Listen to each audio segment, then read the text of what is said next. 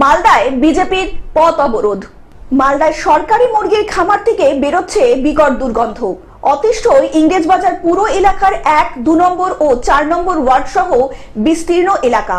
বারবার বিভিন্ন মহলে জানিয়েও কোনো লাভ হয়নি। তাই প্রতিবাদী ইংরেজবাজার পৌরসভার বিরোধী দলনেতা অম্লান ভাদুরীর নেতৃত্বে বিজেপির পথ অবরোধ কর্মসূচি। একটা অবৈধ খামার তৈরি হয়েছে, যার থেকে ভয়ানক দুর্গন্ধ বেরোচ্ছে, ডাস্ট, মুরগির পালক বেরোচ্ছে।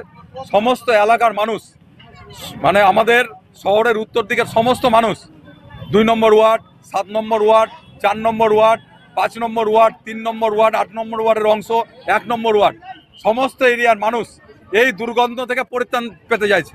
ইংরেজবাজার গৌর রোডে অবস্থান বিক্ষোভ করে বিজেপির কর্মী সমর্থকেরা। অন্যদিকে বিজেপির কোনো কাজ নেই, আর এই সব কারণেই অবরোধ করছে, মানুষকে হেনস্থা করছে বলে জানালেন অন্যদিকে মেয়র। অন্যদিকে মুরগির খামারের গন্ধে অতিষ্ঠ এলাকার মানুষজন।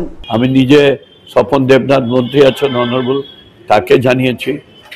তারপর আমি মুখ্যমন্ত্রীকে মেল করেছি, মুখ্যমন্ত্রী দুজনকে পাঠিয়েছেন এবং এদের যে লিকার্স, যেসব পায়খানা টায়খানাগুলো থাকে, সেই পায়খানাগুলো জড়ো হতো, সেটা নিয়ে দুর্গন্ধ হতো। এখন ওইটা আমরা মিউনিসিপ্যালিটি থেকে পায়খানা তুলে নিয়ে আমরা যেটা আমাদের ডাম্পিং গ্রাউন্ড আছে সেখানে ডাম্পিং গ্রাউন্ডে ফেলছি। বিজেপিরা কি করেছে?